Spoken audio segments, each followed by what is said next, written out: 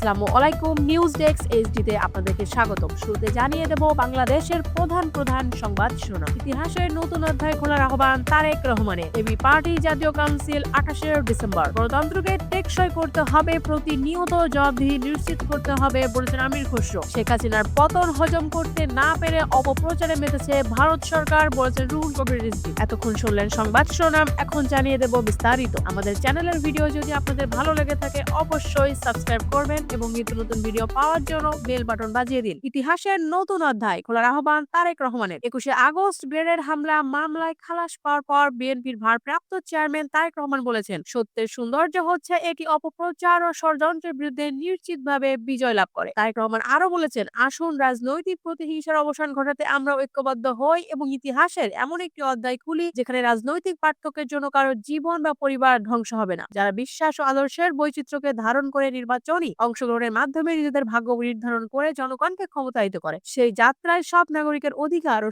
স্বাধীনতার সুরক্ষা এবং একটি অন্তর্ভুক্তিমূলক সহনশীল ও নিয়ম ভিত্তিক সমাজ প্রতিষ্ঠার মাধ্যমে আমরা আইনের শাসন, মানবাধিকার ও মতপ্রকাশ স্বাধীনতা প্রতিষ্ঠা করতে চাই। এবি পার্টি জাতীয় কাউন্সিল 28 ডিসেম্বর। আগামী 28 ডিসেম্বর রাজধানীর সোহরাওয়ার্দী উদ্যানে এবি পার্টি জাতীয় কাউন্সিল অনুষ্ঠিত হবে। এক সংবাদ সম্মেলনে এই ঘোষণা দেন এবি পার্টির যুগ্ম সদস্য সচিব ও অভ্যন্তরীণ নির্বাচন পরিচালনা কমিটির প্রধান জোবায়ের আহমেদ ভূঁইয়া। মুজিবুর রহমান বলেছেন, করোনা মহামারীর পর কয়েকবার কাউন্সিল করার চেষ্টা করা হয়েছিল, কিন্তু ফ্যাসিবাদী সরকারের নির্যাতন, নিপীড়ন, স্বৈরাচার পতনের আন্দোলনের সক্রিয় অংশগ্রহণ সহ নানা কারণে কাউন্সিল করা সম্ভব হয়নি। এ সময় এবি পার্টির অন্যতম উপদেষ্টা সোলাইমান চৌধুরী বলেন, স্বৈরাচার পতনের পর এখন সুষ্ঠু, নিরপেক্ষ ও স্বচ্ছ নির্বাচনের মাধ্যমে উৎসবমুখর পরিবেশে একটি কাউন্সিলের মাধ্যমে পার্টির যোগ্য নেতৃত্ব প্রতিষ্ঠা করা হবে। নির্বাচনের তাফসীর ঘোষণা করে এবি পার্টির যুগ্ম সদস্য সচিব জোবায়ের আহমেদ ভূঁইয়া বলেছেন, চেয়ারম্যান পদে মনোনয়নপত্র জমা 7 ডিসেম্বর থেকে 12 ডিসেম্বর, মনোনয়নপত্র যাচাই বাছাই 13 ডিসেম্বর, প্রার্থিতা প্রত্যাহার 18 ডিসেম্বর, চূড়ান্ত প্রার্থী তালিকা প্রকাশ 19 ডিসেম্বর, ভোট গ্রহণ 24 থেকে 25 ডিসেম্বর, ভোট গণনা ও ফলাফল 28 ডিসেম্বর। গণতন্ত্রকে টেকসই করতে হলে প্রতিনিয়ত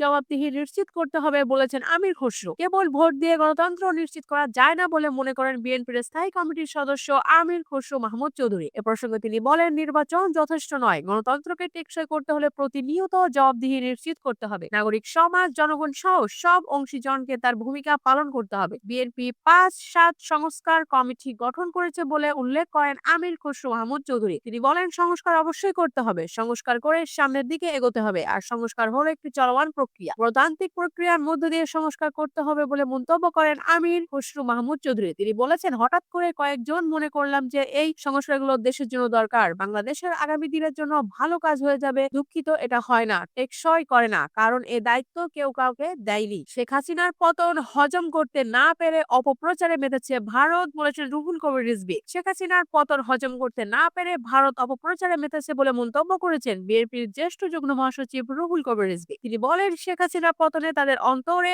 অনল দহন চলছে। অপপ্রচারে মেতেছে ভারতের ক্ষমতাসীন বিজেপি ও তার সহযোগীরা। ভারতের আচরণ বাংলাদেশের অভ্যন্তরীণ বিষয়ে হস্তক্ষেপ এবং স্বাধীনতা সার্বভৌমত্বের বিরুদ্ধে হুমকি বলে অভিযোগ করেছেন বিএনপি নেতা রিজভী। আরো বলেছেন, ছাত্র জনতার রক্তাক্ত অভ্যুত্থানের মুখে গণতন্ত্রের ঘাতক শেখ হাসিনার ভারতে পালিয়ে যাওয়ার পর দেশের স্বস্তি শান্তির অভাবনীয় স্বর্ণদ্বার উন্মোচিত হয়েছে। দেশের চারিদিকে গণতন্ত্র উত্তরণের সম্ভাবনায় জন উচ্ছ্বাস দেখা দিয়েছে। মানুষের কাঁধ থেকে 1.5 দশকের জগদ্দল পাথর অপসারণ হয়েছে। জাতি, ধর্ম, বর্ণ নির্বিশেষে সবাই যখন একটু স্বস্তির নিঃশ্বাস ফেলেছেন, তখন বাংলাদেশের 1.5 শতকের সন্ত্রাসী মাফিয়া লীগের রক্তাক্ত তাণ্ডবে চুপ থাকা ভারত সরকারের সর্বোচ্চ হারানো বেদনাবিদ্ধ অস্থিরতা আর অস্বস্তি বিস্ময়কর রকমের প্রকট হয়ে উঠেছে। অতিমাত্রায় দাদাগিরির কারণে ভারতের সঙ্গে তার প্রত্যেক প্রতিবেশীর সম্পর্ক তলানিতে। শুধু হাসিনার ঘাড়ে সওয়ার হয়ে একছত্র কর্তৃত্ব স্থাপন করেছিল বাংলাদেশের উপর। ভারত বাংলাদেশকে আশ্রিত রাজ্যের মতো বিবেচনা করত। সেই রাজ্য হাত ফসকে গেছে। গত 15 বছর হাসিনাকে সামনে রেখে ভারত বাংলাদেশকে আর যৌথ দখল করে নেওয়ার চেষ্টা করেছিল।